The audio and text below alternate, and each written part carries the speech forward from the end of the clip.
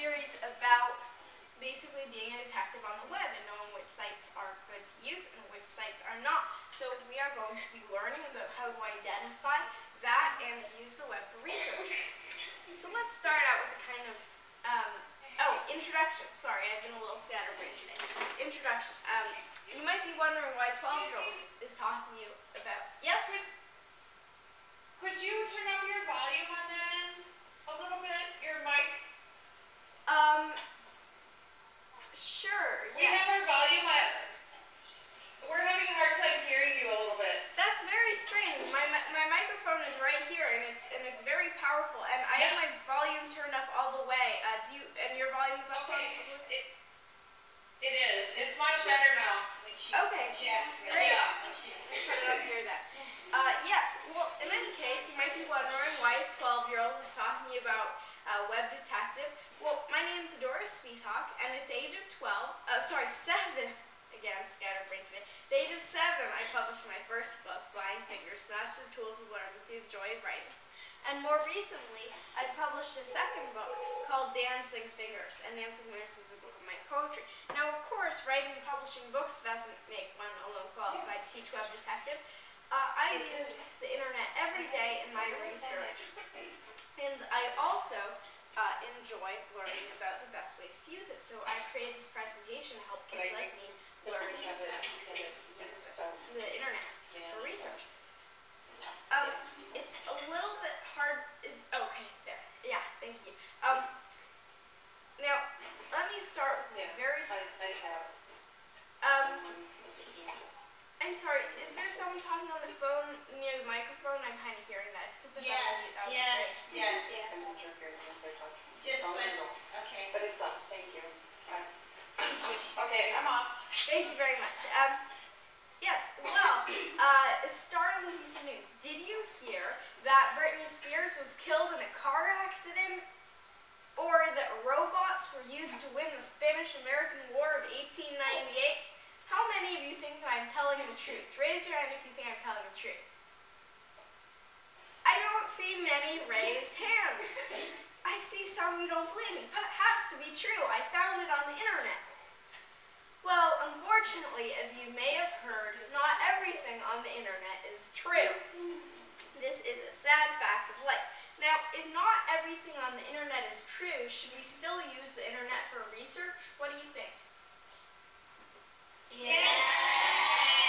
Okay, so who would like to tell me why do you think we should still use the internet for research?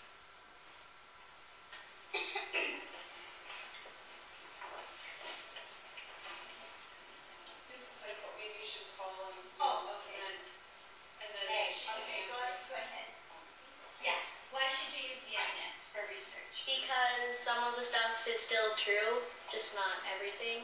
Very good. Yeah, the internet, I think the internet is kind of like the world. There are some good places and there are some bad places. Good places and bad places. Now, there are plenty of people who spread rumors and lies, but there are also plenty of people who are trying to help you by sharing their knowledge and expertise, which can come in handy when we are working on research projects for school, because research is the search for information that allows us to create informed essays, rich stories, winning science projects, and cool blogs and web pages. And in order to create all of these, we need facts, and we research to discover facts. So, for example, Mexican bandit and revolutionary Pancho Villa was born in Durango, Mexico. I picked that up from the internet. Once we have our facts in place, we research more to add detail to our project.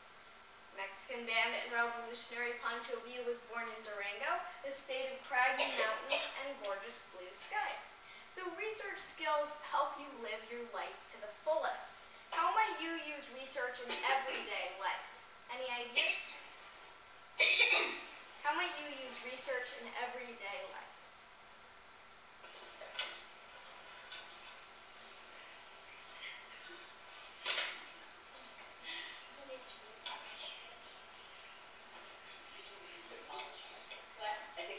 Oh, yes, I'm sorry. Well, a lot of us. Pardon? Do you want to know how we use research in our everyday life? Yes. Yes. How do we use research, Matthew? Well, like if you want to make a report for school, you can like just look it up. But like not everything is true. Like if you go onto Wikipedia or something like that, there could be stuff that people can edit it.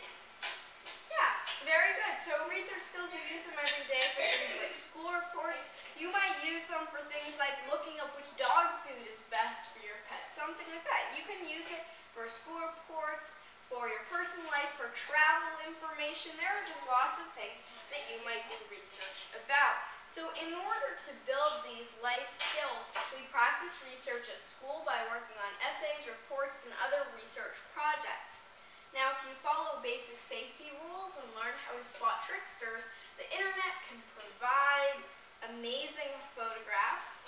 So this picture with the soldiers raising the flags from World War II at Iwo Jima, and then this picture over here is from the recent Chile earthquake. A man was raising up the flag of Chile up from the ground. Maybe you guys have heard about that earthquake recently. And then this picture is of a child laborer at a mill. And so these are all very powerful, evocative photos, and I got them all off the web. So the internet can give you incredible photographs, source documents such as journal entries and letters. This is a picture of an entry from, I think, the Lewis and Clark Journal, and treasure troves of accurate information. So if you know where to look, you can get all of these great things. So in order to weed out the bad sites and get to the wealth of good information available, we get to play detective. A good researcher looks below the surface to discover the truth. So we're going to learn some tricks for spotting hoaxes and hoaxers. We'll also learn basic tricks you can use to discover information. So your most basic and important research tool is your what?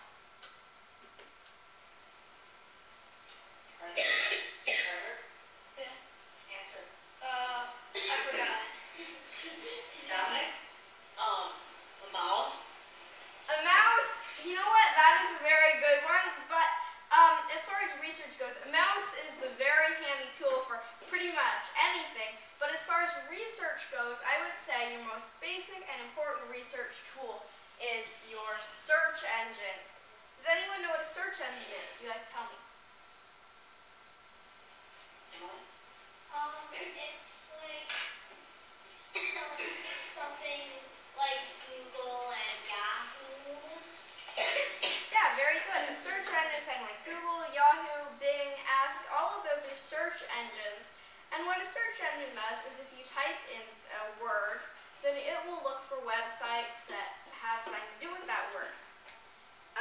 And they use different tools to make that possible. So let's see. Can anyone name a search? Oh yeah, you already did pretty much two of the most famous ones, Google and Yahoo. But Google's the most famous one. The other ones include Yahoo, Bing, Ask Kids. So there are some specialized search engines. There are some general search engines. But even if you find the right search engine, it doesn't guarantee that you'll immediately find all the information you need. So, for example, let's pretend that you are writing a research paper about Paris, France, and the French Revolution. So, I'm going to go over here and type that into a browser, into a search engine. I'll just use Google.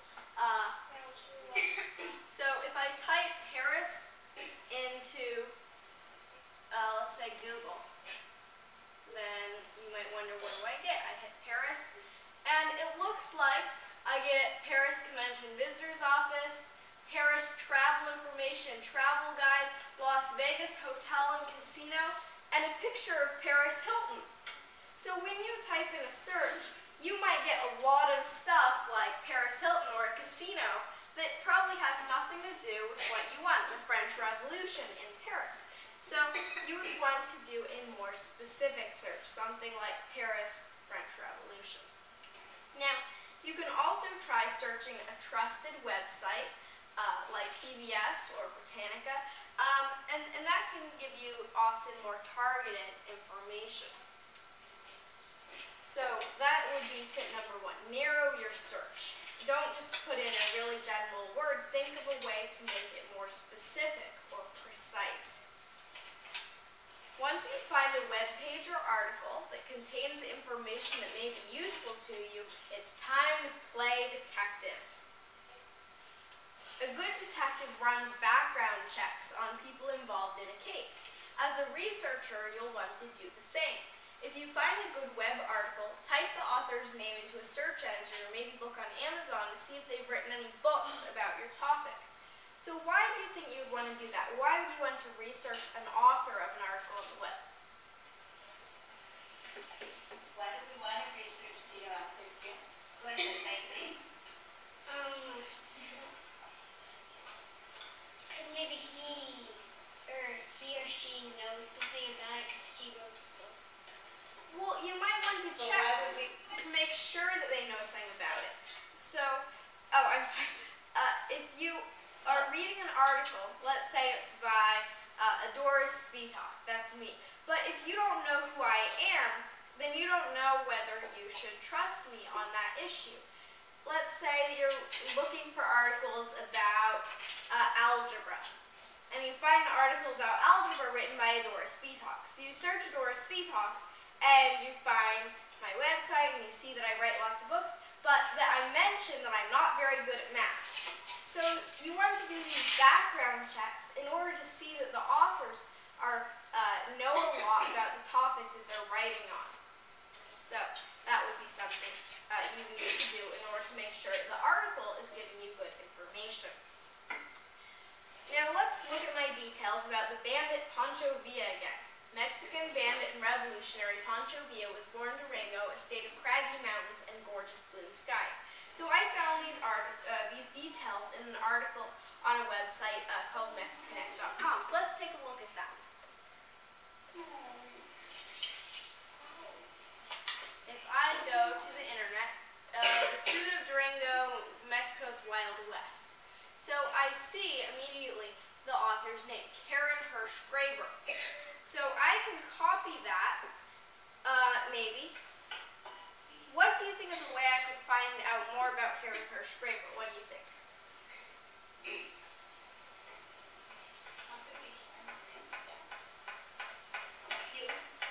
You could Google the name.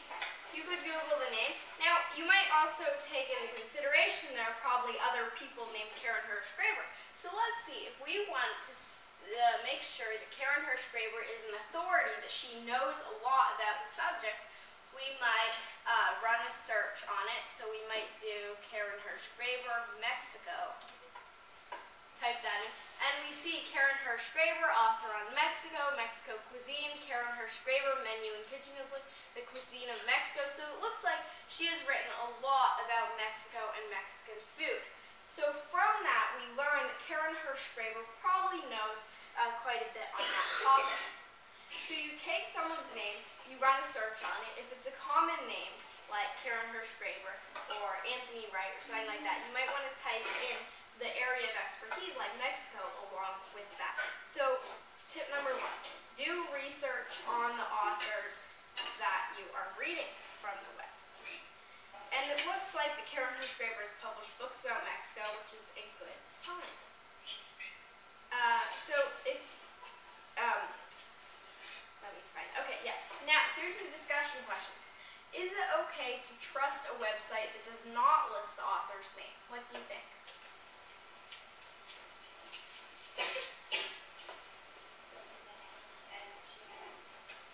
What do you think?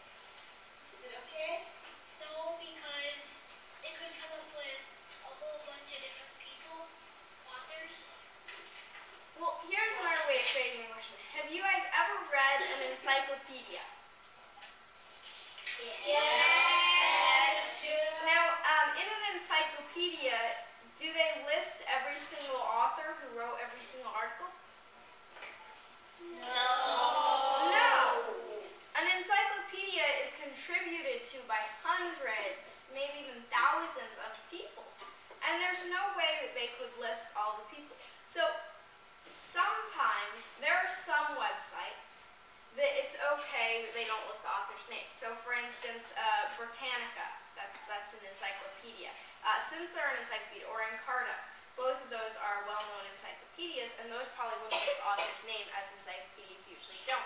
So some of these sites are trustworthy, and many reference sites do not list author names because each entry is created by many people working together. But as you mentioned earlier, some, like Wikipedia, are not necessarily always trustworthy. So here is a tip: investigate the website. So if we're in our role of detective, we need to be investigating pretty much everything that we see. Some websites are safe bets because they represent an organization you already know about and trust. For example, you can trust some of the following websites like PBS or the Library of Congress to give you great, accurate educational resources. And you may already have some of your own websites that you know you can use for education. What are some of the ones that you like to use that you know and trust as far as websites go? The websites that you know and trust. Which website do you like? I like Sears Discover. Sears Discover. Okay, excellent. How about you? Wikipedia. Wikipedia? And we just were talking about that. You know, That's not always reliable. the thing about Wikipedia is sometimes the information there is okay, but sometimes, since there are so many people editing it, you don't always know whether it's reliable. So yeah, it's kind of a toss-up, Wikipedia. But but you can find lots of good information on different sites throughout the internet. Who else would like to give me an example?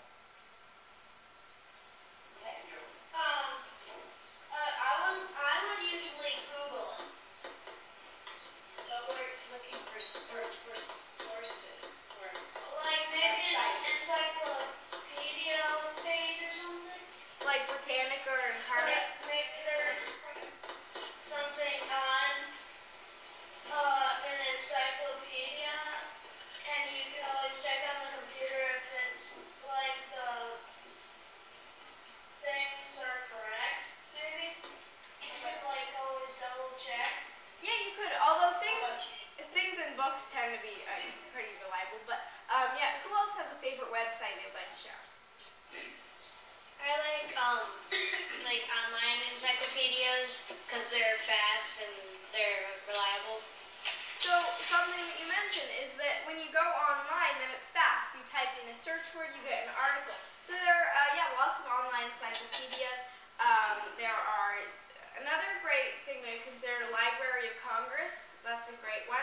Also museums. If you're looking for information about artwork or history, then going to a museum website that can give you lots of information about it.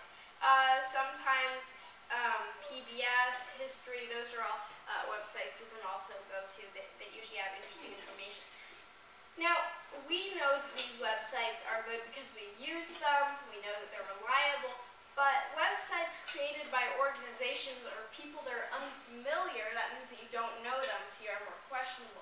Just like your parents might have told you don't talk to strangers, websites created by organizations or people that you don't know so well, you might want to investigate them a little more. So if you go to a website, maybe there are some things that you want to investigate, be sure to do that. So here are some questions to ask while investigating a website. This is kind of your detective's checklist, and I would write down some of these. 1, is the grammar and punctuation correct? Now, I know that this one seems kind of weird. I mean, we're not like the spell checker, but this is what I would say. The grammar and punctuation on a website should be correct, because if a website's owners don't take care with the grammar and punctuation and the spelling, that might show that they don't really care about the information they have on the website either. Does the information match what you already know? What does this mean? Does the information match what you already know?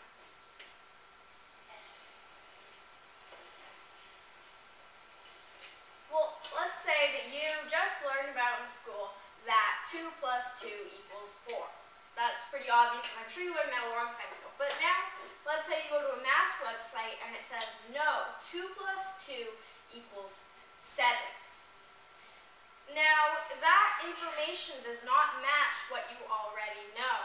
That means that you should be a little more wary of it. You should be very cautious. If you have information that you know and a website is contradicting that, that means saying that it's something different, then you might not want to use that website. So grammar and punctuation, information matching what you already know.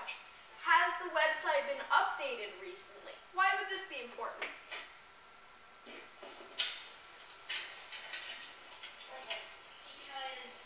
if it was from before, information might have changed. Very good. If it's from, if there was a website from say 2000, the year 2000, and it was, and you were looking for information about the earthquake in Chile, which just happened recently, that would not be a good website to use because it was not updated recently. If you are looking for recent information, look for a website that's been updated recently, at least within the year. I'm sorry? We didn't say anything. Oh, okay. I'm sorry. So for some topics, an out-of-date website can still provide good information. Let's say you're looking for information about something that happened a long time ago, or for maybe newspaper clippings from the 1930s. An out-of-date website can still provide some good information as long as the information you're looking for is not time sensitive. It doesn't have to do with it happened yesterday, but you'll still want to back it up by checking on other websites with more relevant information. So what topics do you think would be appropriate to learn about on an out-of-date website, and which topics would you have to use a current website for?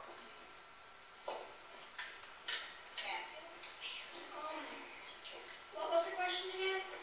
It was, what topics would be okay to look on an out-of-date website, and what topics would be okay for a newer website? Like a newer website, the topics would be okay if it was like right now and it just happened and all that, but like a website that was like updated like in maybe 2000 or so, like it could still have useful information like about World War II or something that happened before that. Yeah, very good. A lot of websites, let's say it was down 2000, 2001, 2002, maybe it was information about something that happened in history. It might still have good information. But another thing I've taken into consideration, and this has many layers, is that like with World War II, we're continually learning new stuff about World War II, hearing from more people who are talking about World War II. And so you would also want to look for information on some other sites that were current as well. So yeah, you can still find good information, just back it up. So what are the organization's goals? What is the organization who runs the website trying to do? So if you're looking for what brand of dog food would be best for your dog, and you go to the IAMS dog food website, the IAMS dog food website is trying to sell you IAMS dog food. So that's the organization's goals. On the other hand, if you go to a university website, and the university is talking about pet food, then that organization's goals are to help you learn about pet food. So different organizations have different goals, and you will want to go to a website whose goals match yours. So to discover an organization's goals, you might also try clicking on the About Us section of the website. Number 5, does the website include sources such as a bibliography or footnotes that tells where the web authors obtain their information? Why is this important? Sources. Why are sources important? For detail? Maybe so you can find out that if it's true or not. Very good. Well, yeah, that's one reason. Because if I just say suddenly, oh, well, you know what? 2 plus 2 does not equal 4. That is totally wrong. 2 plus 2 equals 7. If I just say that, and I don't have any sources, then it's just something that came out of my mind. Nobody else agrees with me. So by including sources, you're saying other people agree with me, other people have backed this up, other people think the same thing. So it's giving you that support. Now, if something does not have sources, if it does not include a bibliography or footnotes, be cautious about it. So a bibliography or footnotes, sources, can also be handy to you.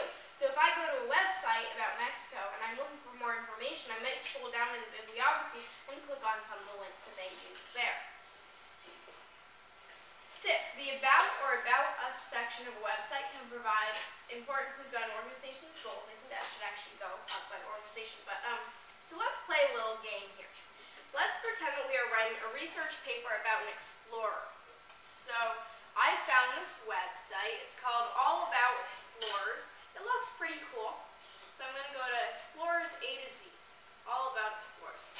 Everything you've ever wanted to know about every explorer who ever lived and more. So coming around over here, we can choose an explorer. Who do you think we should choose? We have Vasco, Nunez, de Balboa, John Cabot, Jacques Cartier, Samuel de Champlain, Christopher Columbus, Sir Francis Drake, Vasco da Gama, Henry Hudson, Juan Ponce de Leon, Lewis and Clark, Ferdinand Magellan, Francisco Pizarro, Hernando de Soto, Amerigo Vespucci. Which one do you think we should choose? Marco Polo. Marco Polo. Is he on here? Let's see. I don't think he's on here. Is he? No. Yeah, we'll have to choose one from this list. Yeah, the list is kind of small. Lewis and Clark. Lewis and Clark. Okay, let's do that. So, we hit Lewis and Clark. We go to Lewis and Clark. And let's see what it says here. And I'll zoom in a bit. Let's see. And, okay. Meriwether Lewis and William Clark were born simultaneously in neighboring counties in Virginia on August 1st, 1773. Oddly enough, it was precisely 30 years and 30 days after their birth that they began what would become their legacy, the expedition that today bears their name. Okay. They were, though they grew up within spitting distance of each other, Once when he was 9, Clark was in fact reprimanded by Lewis's father regarding a suspicious pile of watermelon seeds near the Lewis's yard gnome. They attended different schools, different churches, and only knew each other in passing. In middle school, both students were good students, their favorite class being the exploratory period. They both were entranced by the voyages of such famous explorers as Christopher Columbus, Henry Hudson, and Ferdinand Magellan, and in 1795 they became the charter subscribers to the National Geographic magazine. Both were so mesmerized by the stunning color photographs in the glossy publication that they determined, completely separately, to become world-famous explorers. Their dream didn't become reality right away, however. It wasn't until 1803 when Thomas Jefferson saw an intriguing brief posting by Napoleon Bonaparte on Craigslist for a large tract of land. Jefferson, of course, won the item, outbidding both Sam Walton and Oprah Winfrey. Okay, at this point I think we have enough information. Do you think that this article about Lewis and Clark is legit? No. No! No way. No way, right? No way. Because, I don't even know if any of this is true, actually. So let's see. The first clue we have, if you knew when Lewis and Clark were born, where they were born, you would probably know that wasn't true. But another thing, the first clue probably comes, the charter subscribers to the National Geographic magazine. Both were so mesmerized by the color photographs. Okay, I could be wrong, but I don't think they had National Geographic back then. And then, let's see, Napoleon Bonaparte posted an ad for Louisiana on Craigslist. I'm not sure if Craigslist was around then either. Yeah, well, anyway, you will read articles, probably not quite so obvious as this, but there are articles out there that will be false or not true. So now if we go up to the About Us, about this site, let me zoom out a little bit. All About Explorers was developed by a group of teachers as a means of teaching students about the internet. Although the internet can be a tremendous resource for gathering information about a topic, we found that students often did not have the skills to discern useful information from worthless data. So because we wanted to make a point about finding useless information, all of the Explorer biographies here are fictional. So this is what you can do. If you're reading a website and information you're not sure about it and you want to find out the purpose, go to the About Us. Go to the About This site. And guess what? All About Explorers was set up teachers who wanted to make a point about finding fake information on the internet. So, there we go. Now, you want to ask yourself to make sure, does this information match what I already know? So you guys know that Craigslist wasn't around then. That National Geographic wasn't around then. So you can pretty safely prove that that was not true. Now, why is it important to understand an organization's goals when researching on the web? Any ideas? Good question. Why is it important to understand the goals of the organization, what they want to do? Because some people might believe that our information was true. Very good. The question is, though, why is it important to understand their goals? Yes, understand what they're trying to do. Yes, to see what they're trying to do. Now, why do you need to know what they're trying to do? Could you repeat the question, Sure. please? Why do you need to know what the organization is trying to do? Why is that important? Why do you need to know that, kids? Yeah? Because if they're trying to do something that they're not, that they say they are, but in the thing they're trying to show you is different. Yeah, basically, the reason it's so important to know what an organization is trying to do is because it affects what kind of information you're going to be getting. If the organization is trying to sell you stuff, then all the information you're going to get from that person or organization is going to be in favor of their product. Which means that knowing what an organization is trying to do can be really helpful in knowing whether their information is correct. Now, there are many reasons that organizations and people create websites. Why do you think people create websites? Yeah. So if people want to know, like research something, they can figure it out on the website. Well, yeah, people might create a website to understand something, to know that information. People might create websites so that they could sell products. People might create websites for fun. People might create websites for a sports team or for themselves. Now, people create websites, here are some reasons, to provide information, sell products or services, entertain, convince, or sometimes all of the above. So can anyone think of a website that does all of the above? I just wanted to see, because it provides information, sells stuff, entertains, and convinces. Well, a lot of times websites for TV channels do all that. You might have seen, like, for instance, the history.com website. I think it does pretty much all of those, yeah.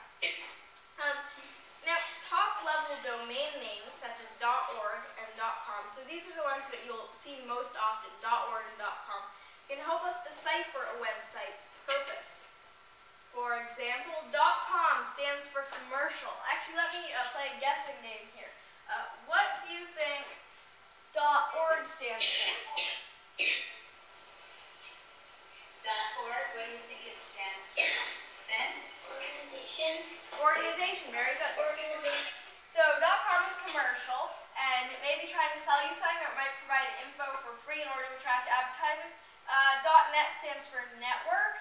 It's often used by internet service providers and web hosting companies. A .net site may also be a business. .org stands for organization. It's usually used by non-profit groups or trade associations. Let's see, what is .biz? You don't see that one too often. .biz. B-I-Z. Business. Business, yeah, very good. Usually like small business websites. .info is a resource website. And as you get down here, you don't see too many of these very often. Like .biz, .info, you don't see these too often. .net, sometimes. The most common ones are .com and .org. And then you also have .edu .edu means an educational institution, so .edu might be a university. These are usually pretty good because they are from universities and have sources of free learning. Now, I did not include a few more. What are some other domain suffixes? .us. .us, very good. .us. What is another one?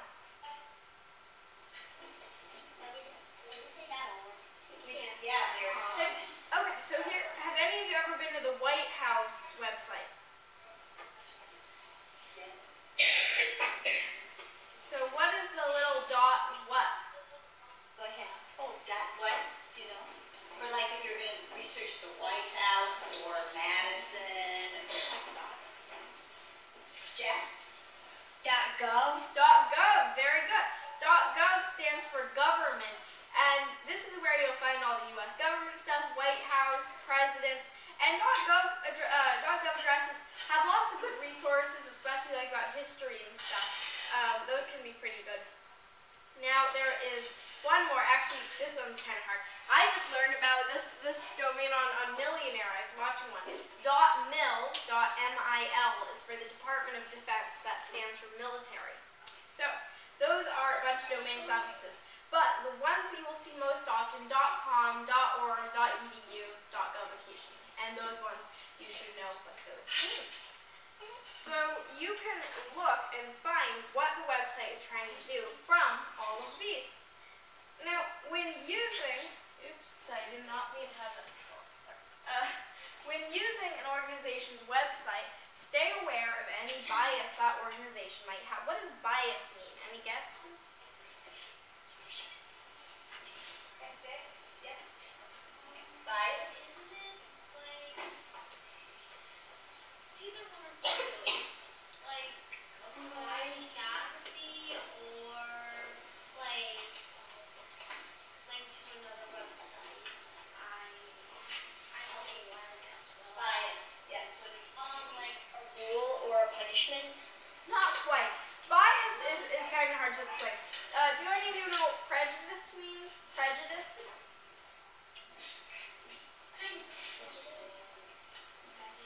Your bias, your prejudice, you have strong feelings towards somebody? Yes, it's kind of like if I am watching my sister, or if I'm arguing with my sister, I say, Adriana, that's my sister's name, Adriana, you are so wrong.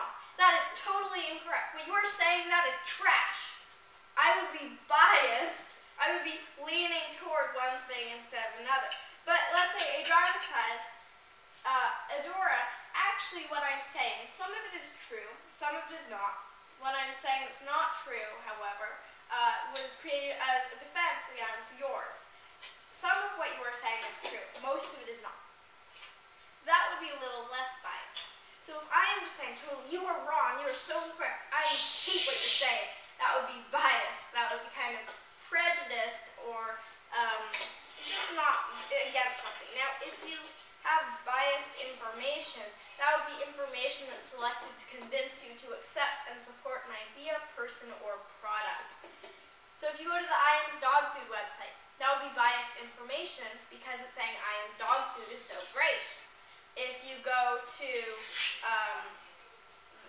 like a political party's website, that would be biased information because it's going to say that political party is so great. Biased information is basically information that is saying, believe this, do this, yeah. Now, let's say you are writing a research report on President Obama. Then if you go to a website like obamaisgreat.com, that website would probably be a little biased. All of the information on that website is going to be saying Obama is great.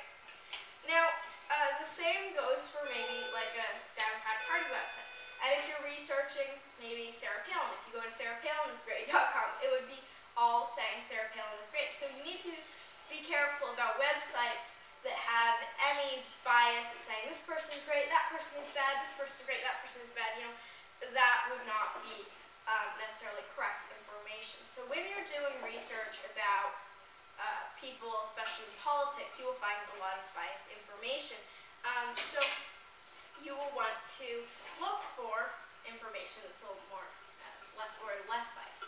Now, a biased website might still provide useful information. So, for example, the White House website might provide positive information about Obama, but it would still be a good place to get facts, such as the president's birthday, or the name of the college he attended, and the names of cabinet members. So, biased websites, you want to be cautious about them. They can still have information. A travel website selling guided tours of Paris might provide information biased to sound exciting and fun, but it could still give accurate information on history, geography, and culture of Paris. So, here is some review. Let me just, oops, yeah, use. Yes, here we go. Okay, so tip. You can look for bias by digging even deeper and investigating the organization that funds the website, what organization gives money to run the website, who owns the domain, who controls the content. Check your facts, compare information on multiple sites, and here's some things in review. Investigate the website by looking at the domain name, About Us section, and web host. Investigate the website by checking facts. Be aware of bias. Look at multiple sources. Choose a good search engine. Narrow your search. Search trusted reference sites.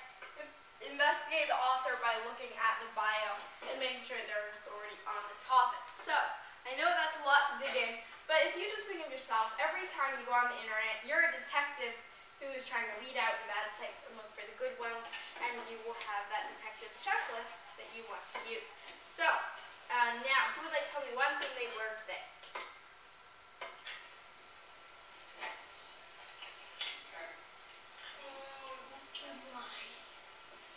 I learned that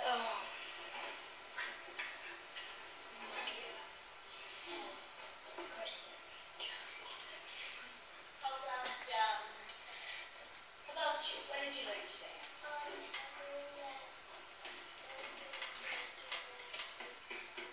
Isn't always correct.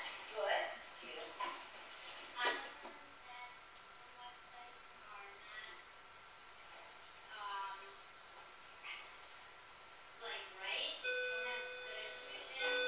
Websites are not always right. They don't always have good information. Okay, yeah, that's a good point.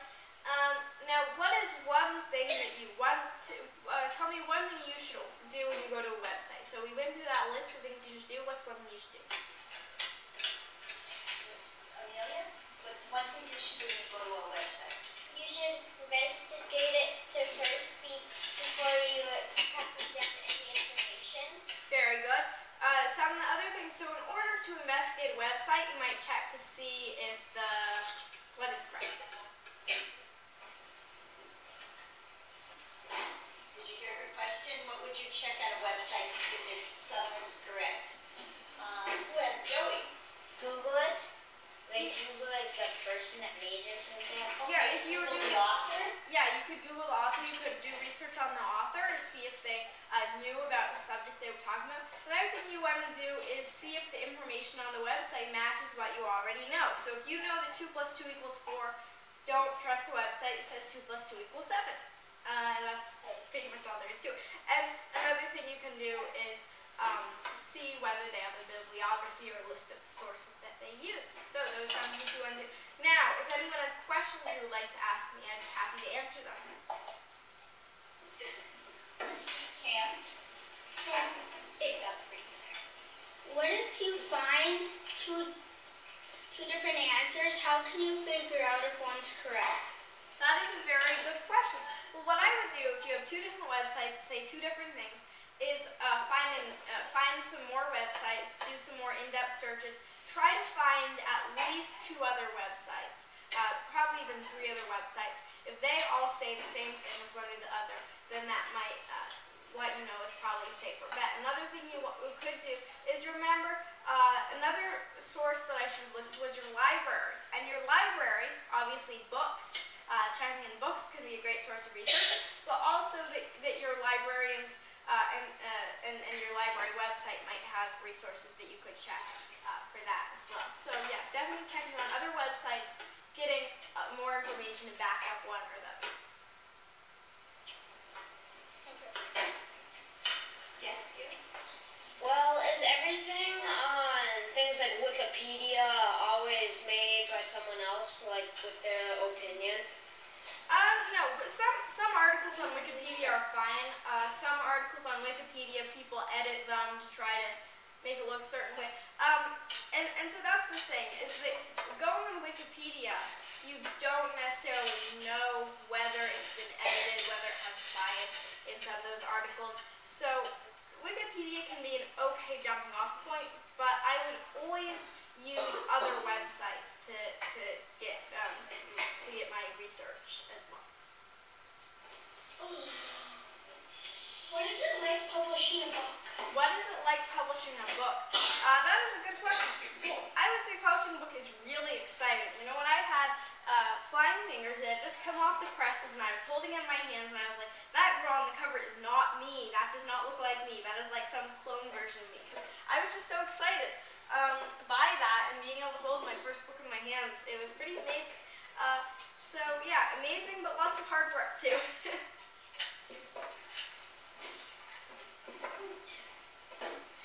And do teachers have... Oh, I'm sorry. What are my books about? What are your books about? My books are about, well, let's see, Flying Fingers has 9 of my stories, my short stories, as well as tips on writing and reading. Dancing Fingers, which is my second book, is a book of poetry, selected poems, and writing inspirations from 2 sisters. Remember how I was mentioning my sister Adriana? She is the co-author. That means she contributed some of her poems to this book as well. So it's really 2 kinds of poetry. I like to write rhyme poetry. She likes to write unrhyming poetry, more free form. So both of the books are writing fiction, or poetry.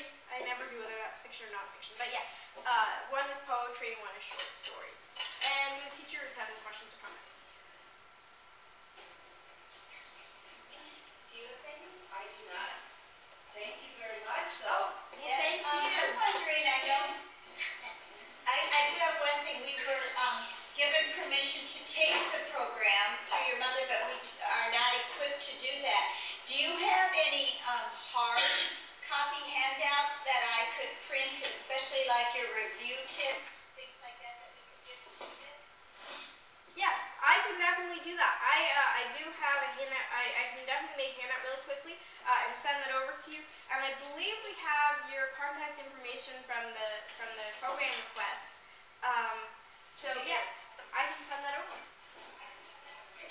would appreciate that. Thank you very much. Oh, thank you. And This was my classes anyway, first video conferencing or e-field, whatever you want to call it. And so I think we learned a lot. We're learning about etiquette. We're learning about, listening carefully to the questions so that we can interact appropriately. So thank you for being patient with us, and I hope we can do this again. oh, thank you. You know what? If I had known that you guys were first time, you did amazingly well. I have interacted with some schools that have done like hundreds of conferences, and you guys did really, really well.